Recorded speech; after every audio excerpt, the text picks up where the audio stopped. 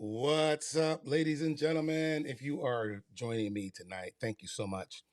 I look forward to some of your comments and everything tonight on the Real Estate Happy Hour. This is a live version. It will be recorded if you miss it.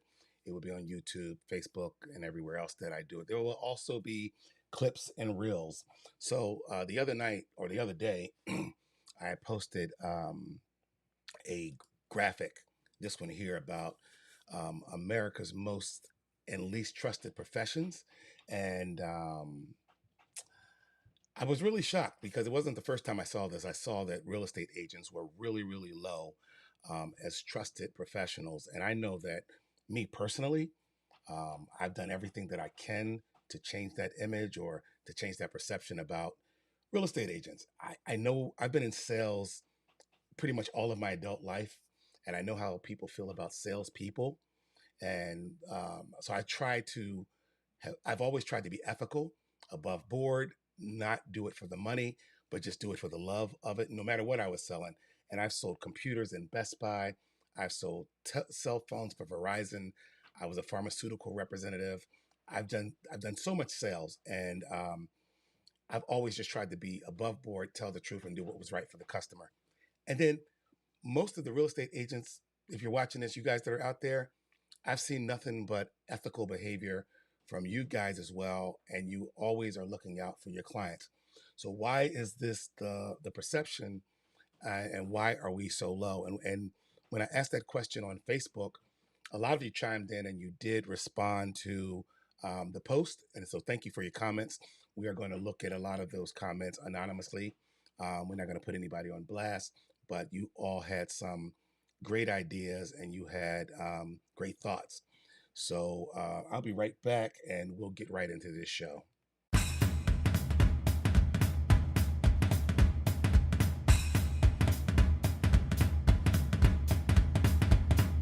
This is the Real Estate Happy Hour, and I'm your host, Chris Wright. It's a fun place where we talk real estate, pop culture, and what's trending. Hey, I might even give you some good advice, so grab yourself a drink, sit back, relax, and take a listen. Unless you're driving, of course. I'll see you guys on the other side. All right, so we are back. Thanks a lot if you are joining us live. I will be taking your comments, and I'll be looking at that as well.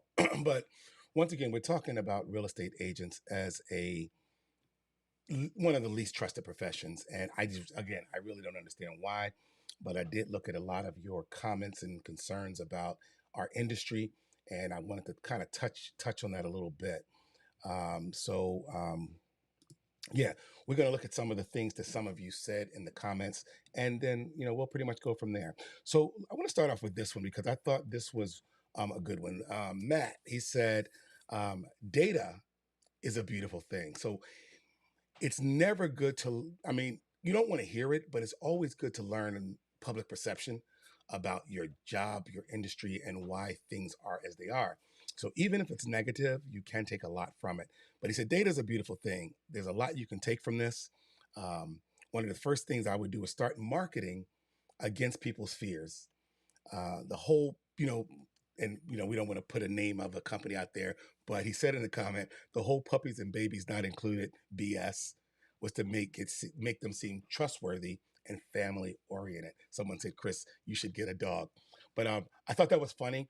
But what I did take away from that is the fact that um, you can look at data like this and say, wow, if that's the perception, how can I change that? What do I need to do different in my business and in my marketing?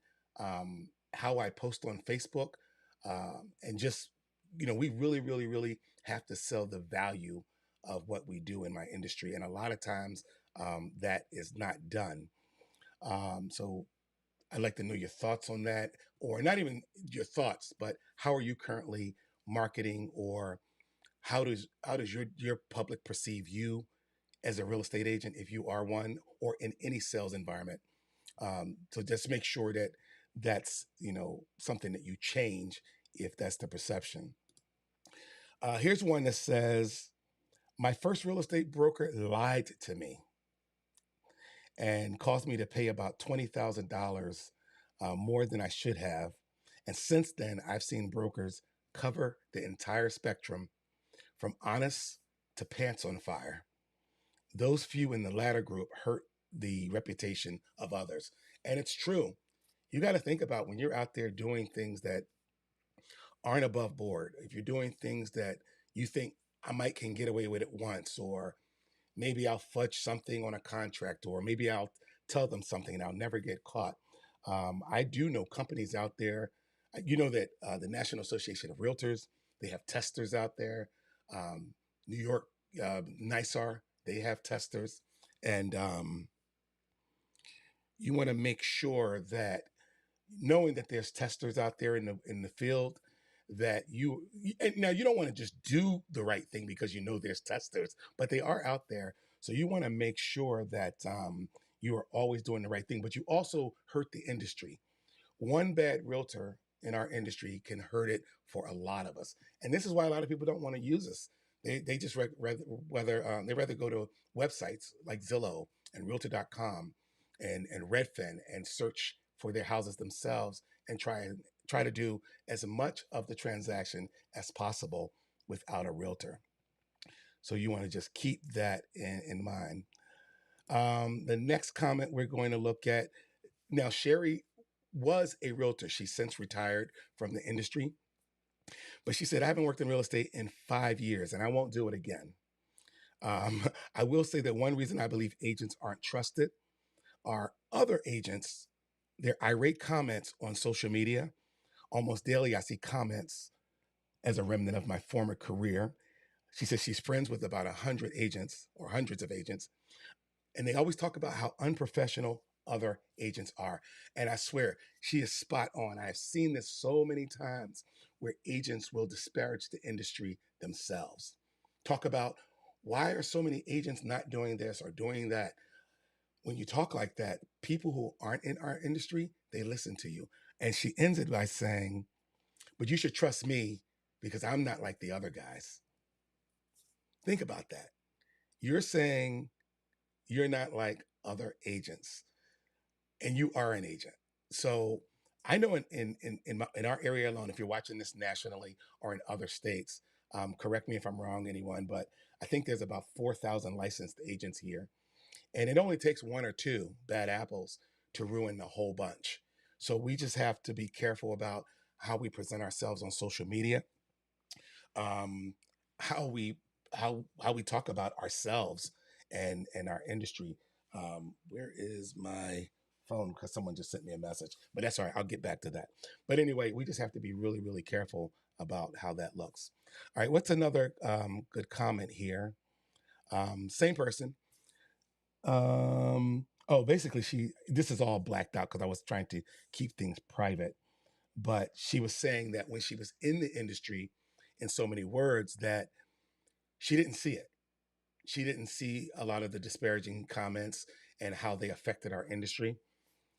She noticed it after she got out and became part of the general public, after she became on the other side as a client, or just someone observing social media and then just watching how real estate agents interact with the public and how they market themselves and how they comment about things. And that she said, it was just left a bad and sour taste in her mouth, that she could never, ever go back to that industry, which is really disheartening. I left the industry full time for about 8 to 9 months, and I missed it immensely. And I can't imagine not wanting to be in it because I just didn't like it anymore, or because I was disheartened by the behavior that I've seen. So, yeah, here's another one. So this one said, because most agents try to be an expert at everything, same as lawyers, same as bankers.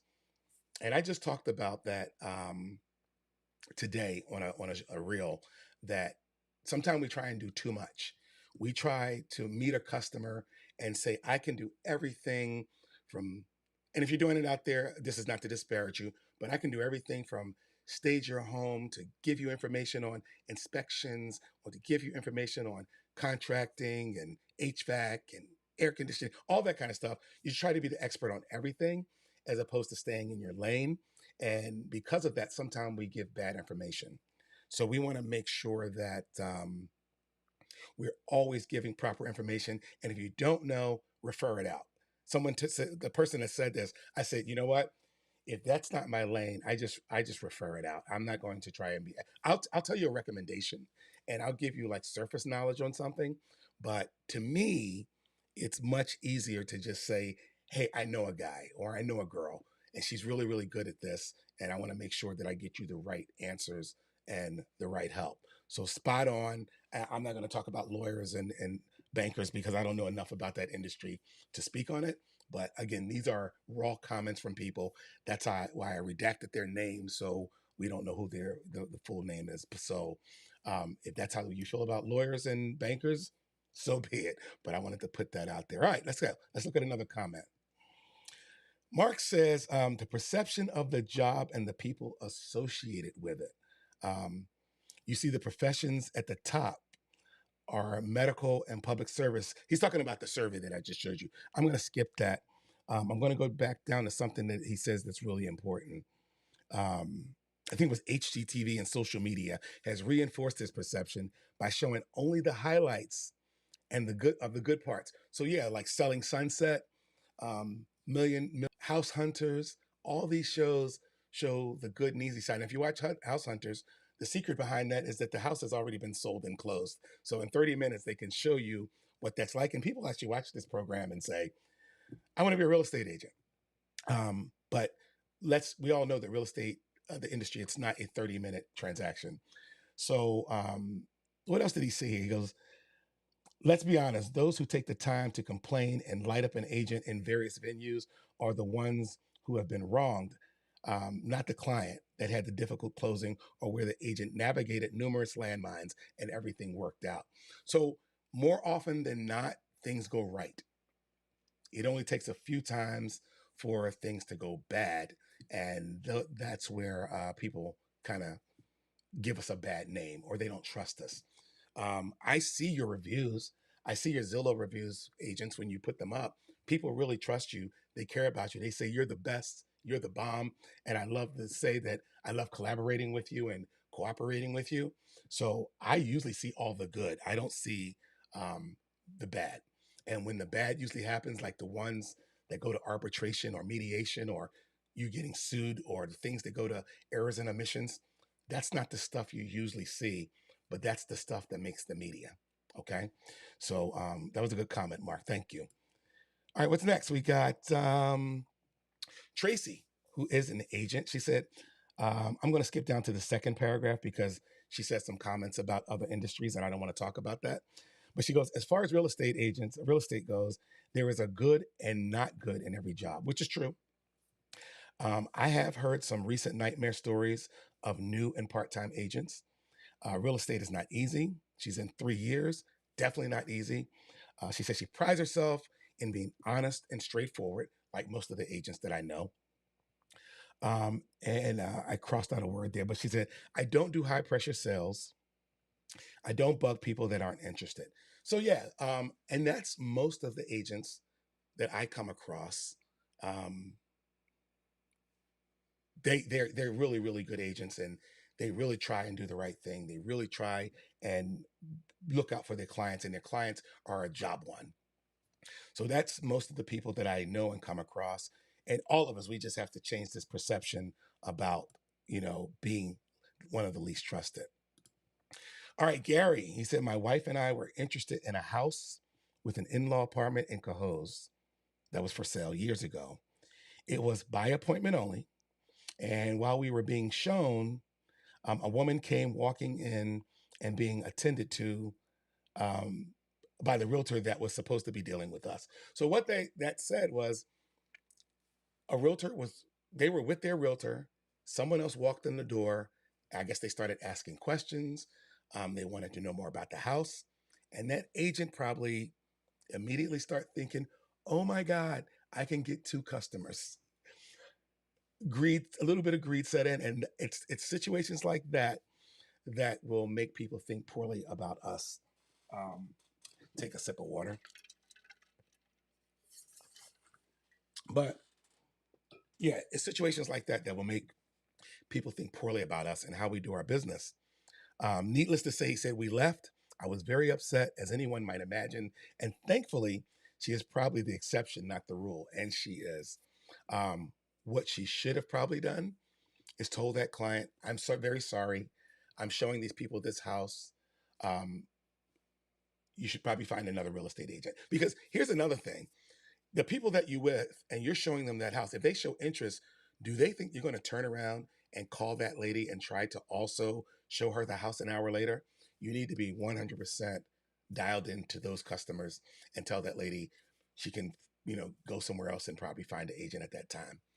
And you're not going to kill two birds in one stone. It's just not a good look. So sorry, Gary, that happened to you. That's not the way it normally works.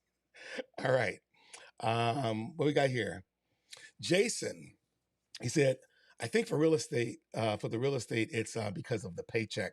100% depends on the sale. So that's the problem we have with commission sales. Everybody knows we're commissioned. It's no secret.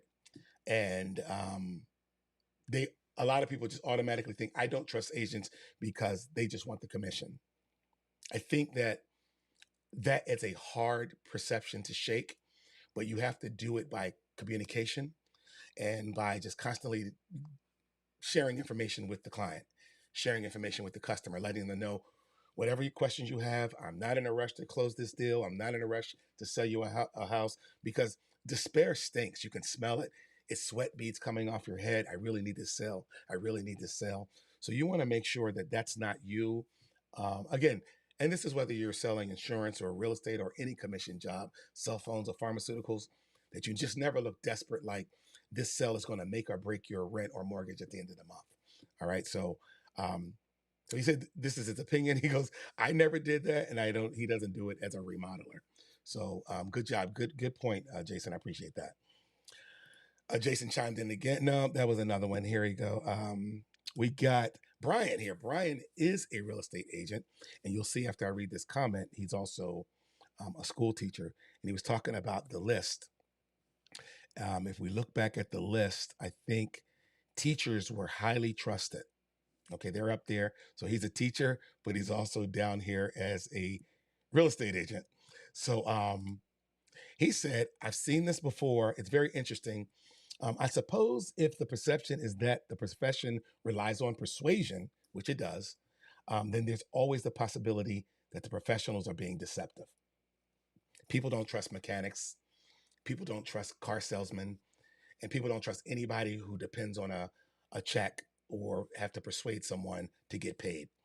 People like, believe it or not, hourly waged people because they have nothing to lose. Quick story. Back in the early 2000s, I used to work at Best Buy.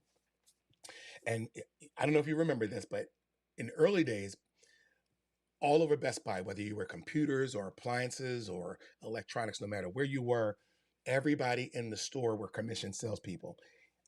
And they would try and sell you accessories, and you would buy a computer, and next thing you know, you weren't just walking out with the computer, but you were walking out with extra mouse pads and extra hard drives and all kinds of crap, because I was actually um, the sales manager, and I taught them to add on accessories. That was the job. When you go to Verizon to buy a phone, they don't want you to just leave with the phone. They want you to leave with a car charger and a case and a screen protector. So that's just kind of the way it is. So since so many people have been duped over by that, even in the HVAC industry, you just can't. buy a new furnace, but you got to buy the service plan, the extended warranty, filters, and all that kind of stuff. So a lot of people just are tired of it, and they just want to leave with what they bought. They don't want to spend an extra $1,000. So this is what he's talking about, that sales professionals are seen as deceptive. And then they talk about, he goes down to the bottom. He says, for what it's worth, I've been a high school teacher for 17 years and a realtor for almost 6. And my experience, on average, there's no reason why a teacher ought to be trusted more than a realtor. Yes, I agree with that, because we are both in the education and teaching business. So Brian, thank you for that comment. That gives me hope that we're going to move up eventually. Tom says, honestly, too many hobby realtors are in the industry trying to screw people and make a quick buck. That is, oh, if that's you, that's a bad look. If I have to be careful, because there's some very, very, very, very good part-time real estate agents out there who really, really take it serious. I know agents who work at National Grid or for the state full time, but they give 100% after work and on weekends, and they make sure they're just not trying to, let me sell something really, really, really quick and get the quick commission. But they are out there, and they are a part of the licensed community. So we just have to be very careful that if you are part-time, take it as seriously as you take your day job or your full-time job, and people won't get that perception. He went on to say the market is saturated with disreputable options, unfortunately. Plus, a ton of them lie and give themselves awards, self-proclaiming being the area's top realtors, etc. So, again, being very careful. There are a lot of awards out there, guys, and we know locally in the capital region, we have Breakfast of Champions. They have real good data and criteria to measure your success. There's real producers out there. The local magazine that celebrates successful real estate agents. And the great part that I really like about real producers is that they get recommendations from other realtors. Like, who do you think we should interview next? What other agents in the area do you think that we should keep our eye on? So this is realtors recommending realtors. But we all know there's a lot of bogus awards out there and bogus accolades out there and bogus, how should I say, advertisements or advertisements, however you say the word, that people pay for to get awards, to get their name in magazines. I think one is like called Top Agent Magazine and stuff like that. You know what? If you've done it, I'm not crapping on you. I'm just saying the public knows it too. You're not fooling anyone. The public knows a real award from a fake award. So just be careful, because even other agents will tell people that's a fake award. Or when people put billboards up and say #1 in the capital region, or television commercials, radio ads, #1, #2, top 10% of people know, people talk. So just be careful how you represent yourself. Because this guy, Tom, I know him well. He was actually a customer of mine. His ears to the ground. Okay. So he knows real awards and fake awards, and he keeps up with agents that are really doing the work in the field.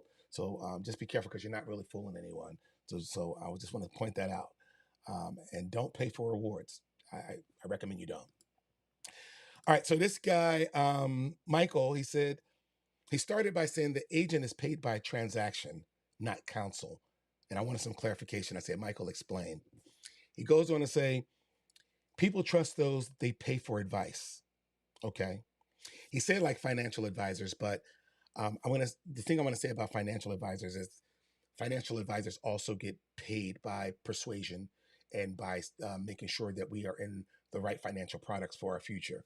So I would kind of pull them out, but I understand what he meant, that when you pay someone for a service versus not paying someone, and they solely depend on commission, some people may feel a little bit untrustworthy. That may feel a little untrustworthy, and they may feel that they can't trust you 100%, because your total pay is dependent upon commission. He goes on to say that real estate agents will gain trust when many agents give paid advice with no interest in closing. I don't know how we can do that. I'm trying to follow along. He said cheapskates and tire kickers will dislike the change, good riddance. But serious buyers will value and trust real estate advisors who get a good hourly wage for their advice. That's not going to happen. I don't think that will ever happen, but I kind of understand his point. He's saying people who don't depend on commission, just like some of the earlier people said, will no doubt will likely be trusted by a segment of society. All right. Um, Here's someone who said, I would say anything in sales, you're dealing with the trauma of people dealing with very selfish, deceitful salespeople, like The Wolf of Wall Street. So if you remember that movie, selling stocks, we all remember he started with the penny stocks and he got on the phone. He had fake sales calls. And there are salespeople out there. Like when you see, um, like I said, some of the people who, like we cold call and we do have scripts, but those scripts should really be used to give us a comfort level of what to say, overcoming objections and things like that. But if you're just lying on the phone and you're doing that Wolf of Wall Street thing, or you're too much celebration on Facebook, it's almost like saying, "Got another one." You know what I mean? So we want to make sure that that's not the image that we portray. That once we get a sale, got another one, and who's next?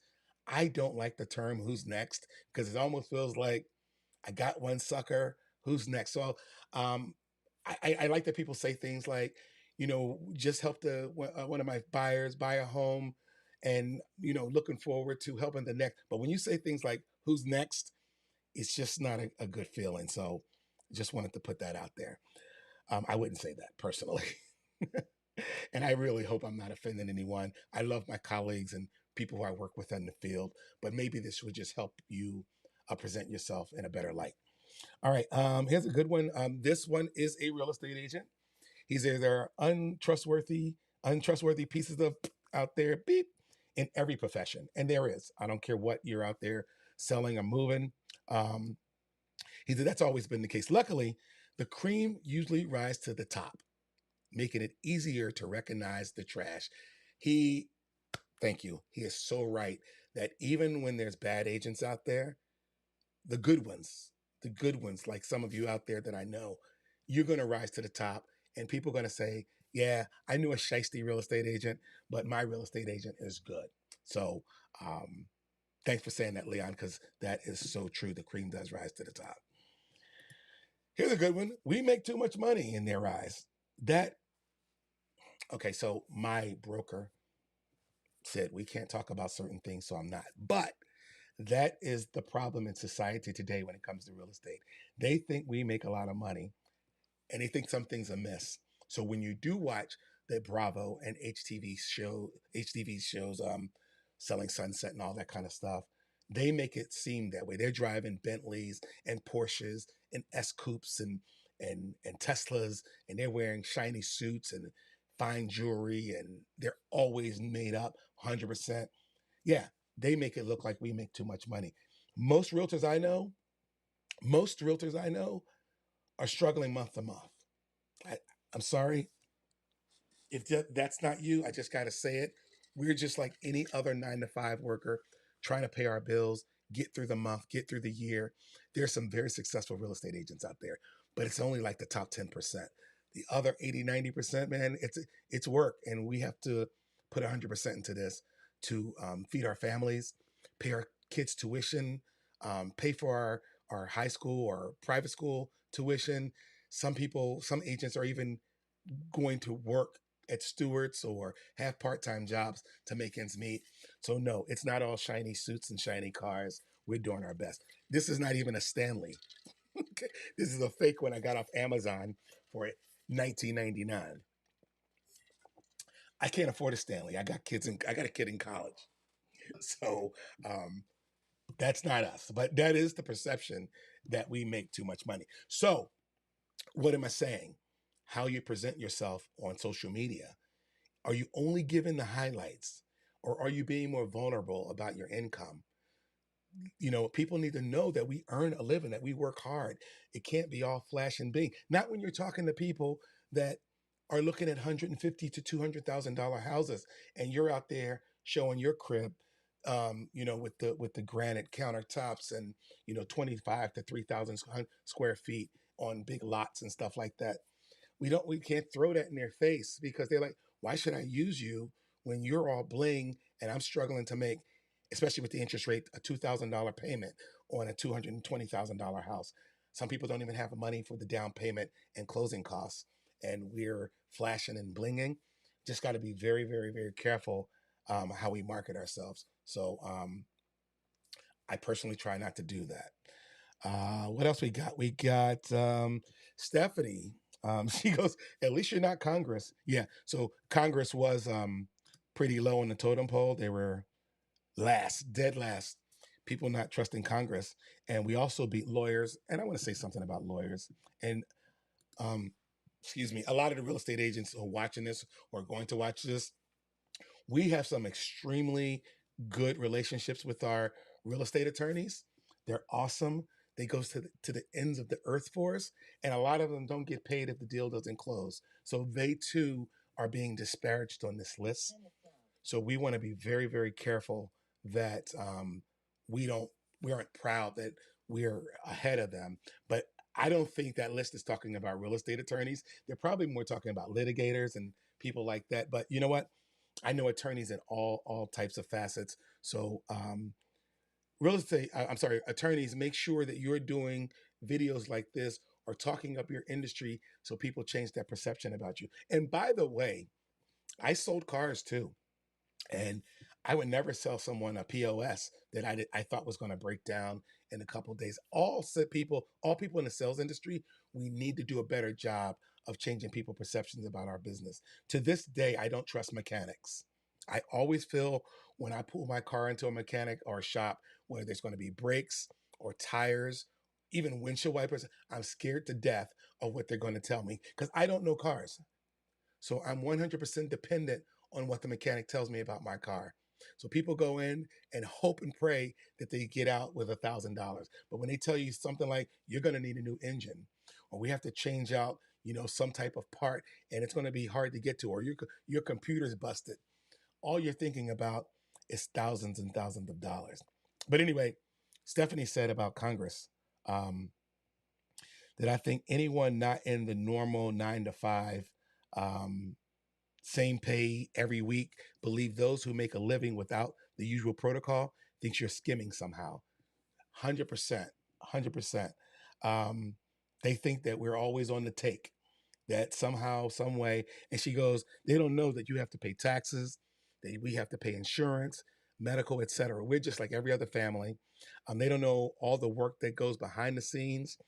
And that's probably a good thing, she says. It shows that you're making the process easier for them.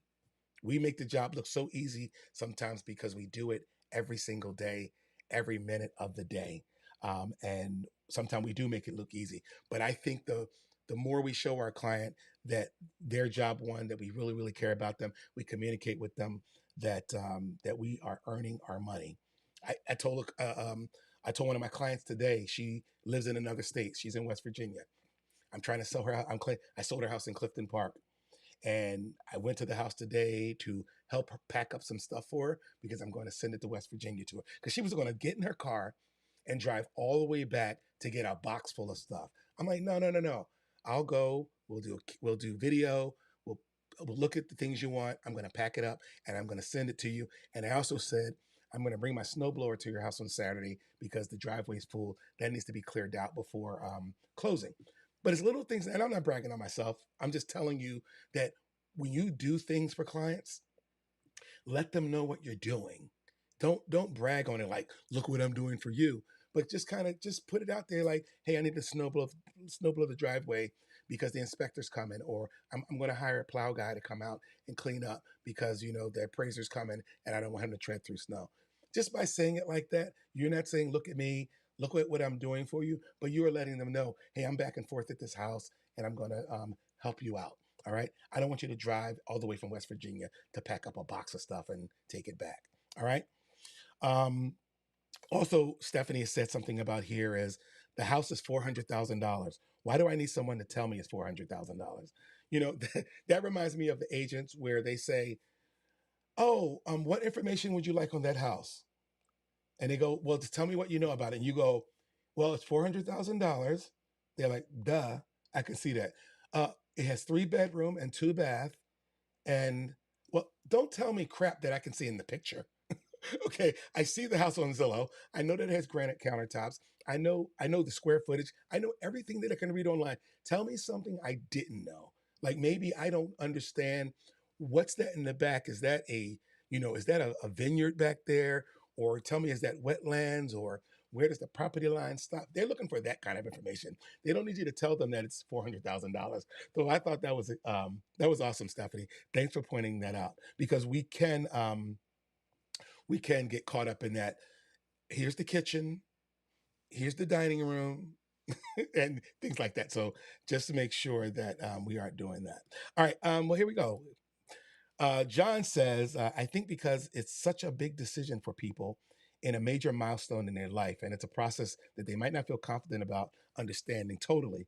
So they get this discomfort and lack of trust. And they're not going to trust you either. And real estate agents, we are actually the face of the transaction. So we're going to get blamed for everything, good or bad. If it's good, they're going to say, great job. If it's bad, then they're going to go, my agent was horrible. All of us out there, if you've been in this business any period of time, um, someone's going to fire their agent and then they're going to hire you. And the one thing that I pray you never do, because I don't, is talk disparaging about the last agent that you got that transaction from. If you're calling expired listings or something like that, I just think it's good. Make sure that you do not say anything. Oh, like, oh, she didn't even market the house properly, or oh, look what I'm going to do that she didn't do or he didn't do. No, because sometimes you're going to find out after you take that listing for only 10 minutes. Oh my God, no wonder. Now you're going to see. So it's not always the agent. So make sure that we're very comfortable with that, that we don't say things about other agents after we were fortunate enough to get a deal. Um, and his last sentence is huge. He goes, it's kind of like how people think that real estate agents get paid for doing nothing. Um, yeah, a lot of people do, so we have to be extremely careful with that. What am I doing here? No, I don't want to do it. Okay, so what we're almost there, guys. We're almost to the end. So Bose was pretty long, but I highlighted a couple of things that Bose said. um, we should expect to be on the same level as accountants or financial planners. Do we present ourselves that way? We're sitting down at people's kitchen table. We're sitting down at people's dining room table. We're meeting their kids. We're petting their dogs. And now we're about to be the professional, the industry professional. We are about to be the consultant. Are we just meeting them at the house to unlock doors? Or are we actually consulting them about the home buying process? So that stood out to me. He says, there's a relatively low bar it takes to be a real estate agent. Pass a comparatively short class and a relatively easy exam. I can't say he's not wrong. He's not wrong. Anybody can get their real estate license. It's not like passing the bar.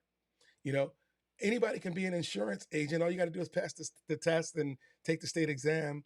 It's what you do after you get licensed that makes the difference. You don't stop education after you get your license. You have to do CE credits. You have to constantly read trade magazines, read trade websites, watch YouTube, go to classes, go to your broker's training. You have to constantly learn from experts, people who've been doing it a while. So if you get your license and your broker says, hit the streets, pal, that's just a bad look. You got to make sure that we are learning the job. And I think rel- no broker should let you out in the field until you've done some training. I know brokers across the country who has 2, 3, 4 weeks of training before you're even allowed to touch a customer. Role playing and script and overcoming objections and learning how to talk about real estate. So yeah, he's not wrong. A relatively low bar to be an agent. And then he said another highlight, for some, it's just a side hustle or a gig. That's unfortunate. He said a lot of good stuff in there, but I don't want to read. But he did talk about the code of ethics and things like that. That's huge. All right, so let's make sure that we are doing those things. All right. Manny said many agents exist. Few are truly working for the client. Anyone can list a property. The difference between selling and obtaining optimum value is the difference between a 4-star agent and a 5-star agent that is a good communicator, and a 5-star agent that is a good communicator. A poor communicator is a 1 or 2, and people love Chris. Thanks, man. I could have redacted that, but I said I'm not gonna. So thanks, Manny. But he said Chris is a 5-star agent, so appreciate that. Appreciate the kudos. But yeah, communication is everything. Talking to your horse like I am tonight, just making sure that you are getting people the information that they need. By the way, I call this a family, Fanley, for fake Stanley. And I got all my kids calling it families too because I bought them all one from Amazon because they wanted Stanleys, and that's not happening. And yeah, so that's kind of it. I had more, but this was already ran a little longer than I wanted to. I hope we were going to be done in like 30 minutes. But at the end of the day, what are we doing to change the perception about our industry? How can we get our industry to move up from here, the low, up to here with? We're never going to be as trusted as nurses or doctors. And someone made a good point. This is from I think 2018. Okay, and here's the group. 1,025 adults were interviewed, and that's where we got these numbers from. So fast forward post COVID. Not going to get political here, but fast forward post COVID. After the Fauci, people are less trusting of doctors. I think that's going to move down. People are less trusting of pharmacists. So I would like to see a 2023. I didn't pull a 2023 because every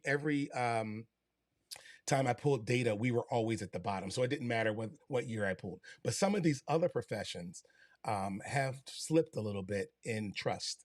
But people aren't as trusting of police officers as much, teachers, pharmacists, medical doctors. All these things are shifting, but real estate agents seem to kind of stay on the bottom, and we want to change that. All right, guys, listen, thanks so much if you joined me. This will be on YouTube and on the podcast. So I'm going to be sharing it again on Facebook. I'm glad if you joined me. Thank you. If you didn't, you will see it later.